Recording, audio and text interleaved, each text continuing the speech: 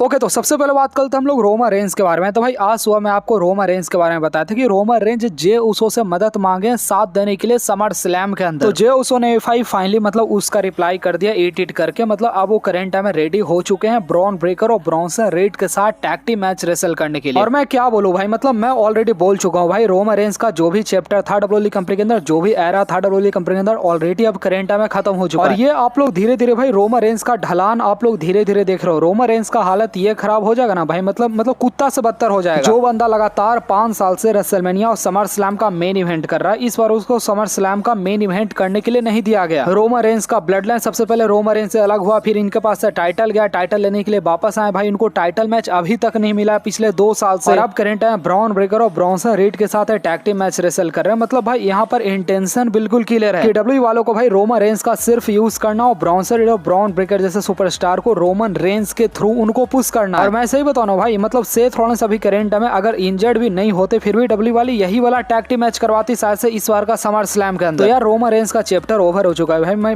मैं क्या इसके बारे में बात करूं, आज मैं ऑलरेडी एक शॉर्ट्स वीडियो भी अपलोड किया हूं रोमन रेंज के ऊपर, आप लोग देखिएगा। बाकी भाई अगर आपको नहीं पता तो भाई आज का ही वो दिन था जब विंस मैकमैन डब्ल्यूडब्ल्यूई कंपनी को छोड़े थे, आज के 3 साल पहले, जब डब्ल्यूडब्ल्यूई कंपनी अपने कैरियर के सबसे प्राइम पर था। 2022 साल डब्ल्यूडब्ल्यूई कंपनी का वो साल था जब भाई डब्ल्यूडब्ल्यूई कंपनी सबसे प्राइम पर था। रोमन रेंज कितने सारे कमाल के अपोनेंट के साथ मैच रेसल कर रहे थे, रोमन रेंज डबल चैंपियन बने। और यही वो टाइम था जब ट्रिपल एच के हाथ में डब्ल्यूडब्ल्यूई कंपनी का सत्ता थमाया गया था। और ट्रिपल एच भाई पिछले 3 साल से डब्ल्यूडब्ल्यूई कंपनी को सिर्फ बर्बाद करते जा रहे हैं। मतलब अभी देखो ना भाई, अभी जस्ट समर स्लैम होने में 2 हफ्ता बचा हुआ है। मतलब भाई लिटरली समर स्लैम को लेकर थोड़ा सा भी एक्साइटमेंट है ही नहीं। जो टीम भाई आज के 3 साल पहले डैमेज कंट्रोल फ्रैक्शन था या फिर जजमेंट डे फ्रैक्शन था, ब्लड लाइन फ्रैक्शन था, आज भी वही सारा टीम चल रहा है। ट्रिपल एच इस बार का रेसलमेनिया 41 करवाई, ये डब्ल्यूडब्ल्यूई हिस्ट्री का आज तक का सबसे बकवास रेसलमेनिया 41 था, सबसे बकवास मेन इवेंट था जॉन सीना वाला। तो मैं क्या बोलूं भाई, मेरे पास मतलब कोई शब्द नहीं भाई। डब्ल्यूडब्ल्यूई कंपनी अब धीरे धीरे भाई मतलब ये गिराव पर अब आ चुका है। डब्ल्यूडब्ल्यूई कंपनी सारे सुपरस्टार को डब्ल्यूडब्ल्यूई कंपनी से रिलीज कर रहे हैं। आप लोग देखो आज के 5 साल पहले क्या होता था, आज के 10 साल पहले क्या होता था। चलो समर स्लैम हो रहा है ना, ब्रॉक लेसनर आएगा, अंडरटेकर आएगा, भाई कोई नहीं आ रहा आज के टाइम पर। तो ये सारा चीज को देखकर भाई बहुत ज्यादा बुरा लगता है। वैसे टोनी खान ने भाई विंस मैकमैन के ऊपर ट्वीट किया था आज के 3 साल पहले जब विंस मैकमैन डब्ल्यूडब्ल्यूई कंपनी को छोड़े थे। विंस मैकमैन भाई 77 साल में डब्ल्यूडब्ल्यूई कंपनी को छोड़े थे। अभी current time Vince McMahon 79 year के हो चुके हैं। अगला साल विंस मैकमैन भाई 80 ईयर के हो जाएंगे। तो जो भी रूमर चल रहा था भाई विंस मैकमैन एक अपना रेसलिंग कंपनी खोलेंगे या फिर रूमर चला था डब्ल्यूडब्ल्यूई कंपनी को फिर से खरीद लेंगे, ऐसा अब कुछ नहीं होने वाला है। आप लोग खुद सोचो 80 साल की उम्र में किसी इंसान का भाई कितना दिमाग काम करेगा, आप खुद अंदाजा लगा सकते हैं। क्या नया रेसलिंग कंपनी स्टार्ट कर सकता है। बाकी डब्ल्यूडब्ल्यूई वाले भाई जे उसो रोमन रेंज के पूरे रवलरी को लेकर भाई सोशल मीडिया के ऊपर वीडियो भी डाल रहे हैं अभी करंट है, मतलब पूरा हिस्ट्री को दिखा रहे हैं। बाकी अगर आप लोग लॉकडाउन किड्स नहीं हो, मुझे तो भाई नहीं याद है, 2019 के अंदर भाई डब्ल्यूडब्ल्यूई कंपनी के अंदर सबसे ज्यादा बड़ा फेयरवेल हुआ था, सारे लेजेंड को बुलाया था डब्ल्यूडब्ल्यूई वाले। और आज के टाइम पर भाई ये चीज पॉसिबल नहीं, क्योंकि भाई आधा से ज्यादा लेजेंड अभी करंट में एडब्ल्यू कंपनी के अंदर और ट्रिपल एच भाई कभी लेजेंड को बुलाते ही नहीं, मतलब कभी भी नहीं बुलाते। तो मतलब एक तरीके से भाई डब्ल्यूडब्ल्यूई कंपनी भाई पूरा डाउनफॉल की तरफ जा रहा है धीरे धीरे। बाकी ईथन पेज के बारे में बात करें तो भाई ईथन पेज अपना कस्टमाइज चैंपियंस बेल्ट को लेकर आए डब्ल्यूडब्ल्यूई कंपनी के अंदर, आप लोग देख सकते हैं। वैसे गुंथर के वाइफ को अगर आप लोग नहीं देखे तो भाई आप लोग ये फोटो के अंदर उसको भी देख सकते हैं। बाकी आगे बात करते हैं रोमन रेंज के बारे में। तो साल 2023 के अंदर भाई जब सऊदी के अंदर जब इवेंट हो रहा था ना, उस टाइम पर भाई ब्लड लाइन का सबसे ज्यादा बड़ा हो रहा था। रोमन रेंज, जे उसो, जिम उसो, सोलो सिकोआ भाई सारे सुपरस्टार के पास 1-1, 2-2 टाइटल था और सैमी ज़ेन के पास टाइटल नहीं था, पर सैमी ज़ेन ब्लड लाइन के पार्ट थे भी नहीं। तो भाई ये ऑरा होता है भाई, और ये और आपको कभी दोबारा से देखने को मिलने नहीं वाला। बाकी आगे बात करते हैं जॉन सीना के बारे में। तो भाई जॉन सीना आज के एग्जैक्टली 13 साल पहले 2012 के अंदर अपना money in the bank cash in किए थे। और ये जो भाई था मतलब ये रॉ का 1000वां एपिसोड था और जॉन सीना पहले ऐसे सुपरस्टार बन गए थे जिनका money in the bank cash in fail हुआ था, क्योंकि मनी इन द बैंक भाई 2007 के अंदर इंट्रोड्यूस किया गया था। 2007 से सारे लोग भाई successfully money in the bank cash in कर रहे थे, जॉन सीना का ही फेल हुआ था। बाकी आगे बात करते हम लोग सीएम पंक के बारे में। तो भाई सीएम पंक ने रिसेंट में एक इंटरेस्टिंग बात हुआ था कि जब 2023 के अंदर वो वापस आए थे ना डब्ल्यूडब्ल्यूई कंपनी के अंदर, वो बहुत ज्यादा डरे हुए थे। सॉरी शायद से 2024 के अंदर आए थे ना, मुझे भाई डेट भी नहीं याद है, पर हाँ वो जब आए थे भाई अपने साथ एक पर्ची लेकर आए थे जहाँ अपना प्रोमो को लिखे हुए थे। पर जब ट्रिपल एच उसको देखते हैं तो उस प्रोमो को हटा देते, कहते तू अपने दिल से बोलना जो बोलना होगा। बाकी ट्रिपल एच के एरा में ये चीज सही हुआ है कि भाई रेसलर को ज्यादा फ्रीडम मिला है। बाकी आगे बात कर तुम लोग लाना के बारे में। तो भाई लाना के बारे में अगर आपको नहीं पता तो भाई लाना स्टील डब्ल्यूडब्ल्यूई कंपनी के साथ एक लेजेंड कॉन्ट्रैक्ट को साइन किए हुए। अभी वो करंट है फिल्म के अंदर वो काम कर रहे हैं, उनका नया फिल्म भी आ चुका है। नेक्स्ट आगे जे उसो के बारे में बात करें तो भाई जे उसो का ईट नाम का टॉय डब्ल्यूडब्ल्यूई वाले ने भाई फाइनली लॉन्च कर दिया, आप लोग देख सकते हैं। बाकी ड्रू मैकिंटायर के बारे में बात करें तो सुबह में आपको नहीं बताया था, ड्रू मैकिंटायर भाई बहुत सारे सुपरस्टार के बारे में पॉडकास्ट के अंदर बात की। सबसे पहले वो ट्रेविस स्कॉट को गाली देखी। ट्रेविस स्कॉट जो था डब्ल्यूडब्ल्यूई कंपनी के अंदर आकर रेसलमेनिया 41 को मतलब बेकार कर दिया। साथ ही साथ उसके बाद वो सीएम पंक के बारे में बात करते हैं कि सीएम पंक डब्ल्यूडब्ल्यूई कंपनी का वो बंदा जिसको जिसको मैं हमेशा मैं नफरत करते रहूंगा। ड्रू मैकिंटायर अपने बारे में बात करते कि मैं वो बंदा था जो कि कोविड के टाइम पर WWE कंपनी को चलाया था, जो कि भाई एक्चुअली में बहुत सही बात है। Drew McIntyre Monday night raw को चलाए थे, पर सीएम पंग आकर सारा टेंशन को लग गया, इससे भाई ड्रू मैकिंटायर नफरत करते हैं। बाकी भाई ड्रू मैकिंटायर ने WWE कंपनी के सारे सुपरस्टार के बारे में बोला कि 85% जो रेसलर है वो रेसलर जैसा दिखते ही नहीं WWE कंपनी के अंदर। मतलब एक रेसलर जो होता है मतलब वो देखने में लगता है वो रेसलर लगते ही नहीं WWE कंपनी के अंदर। आज के टाइम पर 85% जो रेसलर है भाई, किसके बारे में बोला मुझे नहीं पता। हाँ, ड्रू मैकिंटायर जब अपने बारे में बात करते हैं तो डिटेल में बात करते हैं। वो बोलते कि विंस मैकमैन मुझे ज्यादा समझते थे, विंस मैकमैन मुझे as a warrior WWE company के अंदर देखते थे, पर ट्रिपल एच के एरा में ऐसा कुछ भी उनको विल्ट नहीं किया गया। इस बात को लेकर भाई बहुत ज्यादा डिसअपॉइंट करेंट है हमारे ड्रू मैकिंटायर। मुझे समझ में नहीं आता भाई ट्रिपल एच पिछले 4 साल में कौन से सुपरस्टार को बनाया भाई, मेरे समझ में तो आता ही नहीं। ये कोडी रोड्स को बना, उसको भी भाई नहीं बनाया, और उल्टा हम लोगों ने बहुत सारे सुपरस्टार को खो दिया। विंस मैकमैन अगर नहीं गए होते वो ड्रू मैकिंटायर को अच्छे सुपरस्टार बनाते, रोमन रेंज को और ज्यादा बड़ा सुपरस्टार बनाते। रोमन रेंज अगर टाइटल हारते भी तो भाई उनको फिर से चैंपियन बना दिया जाता। ब्रॉक लेसनर स्टील अभी भी WWE कंपनी के अंदर होते हैं। इसके अलावा भाई ऑस्टिन थ्योरी WWE कंपनी का बहुत बड़े सुपरस्टार होते हैं। मतलब भाई विंस मैकमैन सारे सुपरस्टार को बनाते हैं, ट्रिपल एच ने भाई सारे सुपरस्टार को बिगाड़ दिया है। बाकी भाई WWE कंपनी के अंदर करेंट टाइम में सबसे ज्यादा एक्टिव फीमेल सुपरस्टार सबसे ओल्डर कौन है, तो करेंट टाइम में ये रिकॉर्ड को नटालिया होल्ड कर रही है। नटालिया WWE कंपनी के अंदर 18 साल से। इसके बाद भाई नियोमी है, बेली है, सालर फ्लेयर है, एलेक्सा ब्लेस और बैकी लिंच से सारे सुपरस्टार का आप लोग यहाँ पर ईयर देख सकते हैं। मेरी अभी करेंट टाइम भाई सबसे बेस्ट जो रेसलर है शायद से अलेक्सा ब्लेस और सालर फ्लेयर करेंट टाइम मेरी सबसे बेस्ट है। बाकी भाई मैं अभी करेंट टाइम पर्सनली और सबसे ज्यादा डिसअपॉइंट हूँ भाई, आप लोग ध्यान से सुनेगा। मैं रोमन रेंज को लेकर भाई WWE कंपनी से बहुत ज्यादा डिसअपॉइंट हूँ। आप समझो भाई समर स्लैम 2 हफ्ता बाद आ रहा है, समर स्लैम 2 नाइट का आप करवा रहे हैं ज्यादा पैसा छापने के लिए, पर भाई आपके मैच के अंदर दम ही नहीं है। रोमन रेंज अगर WWE कंपनी के अंदर अगर नहीं आते तो भाई बात अलग था, पर भाई रोमन रेंज WWE कंपनी के अंदर है, उसके बावजूद WWE वाले भाई रोमन रेंज को बेस्ट मैच नहीं दे रही है। आप समझो अगर इस बार का समर स्लैम के अंदर अगर John Cena versus Cody Rhodes versus Roman Reigns के बीच में अगर ट्रिपल थ्रेड मैच हो जाता तब भाई कितना कमाल का होता। हाँ, हो सकता है विनर कोडी रोड्स को बना देते, पर भाई Roman Reigns versus John Cena versus Cody Rhodes का समर स्लैम का main event triple thread match मतलब भाई कितना कमाल का होता। आप ब्रॉन ब्रेकर और ब्रॉन्सन रीड का tag team match Roman Reigns के साथ करवा के आप कौन सा तीर मार रहे हो। मतलब भाई मतलब मेरे अंदर ज्यादा दिमाग है WWE कंपनी के कंपैरिजन में। ये जो ट्रिपल एच है भाई मतलब धीरे धीरे WWE कंपनी को भाई डुबाता जा रहा है। रेसलमेनिया 41 बकवास किया, समर स्लैम बकवास किया, साथ से सर्वाइवल सीरीज में बकवास करेगा। एक तो भाई जो भी पुराने सुपरस्टार थे WWE वाले ने भाई सबको WWE कंपनी से भगा दिया, नए सुपरस्टार उनके साथ अच्छे से ट्रीट नहीं करे, रोमन रेंज को WWE कंपनी के अंदर नहीं बुला रही है अच्छे से। तो ये सारा चीज को देखकर भाई रोमन रेंज का जिस तरीके से बुकिंग हो रहा है बेचारा मतलब टैग टीम मैच के लिए सपना आ रहा है भाई, इसको मेन इवेंट नहीं मिल रहा, तो मतलब बहुत ज्यादा इस चीज को देखकर दुख होता है। और ये चीज मेरे ख्याल से आने वाला साल में और ज्यादा बढ़ते रहेगा। देखो रेसलमेनिया 40 बड़ा कमाल का था, रेसलमेनिया 39 बड़ा कमाल का था,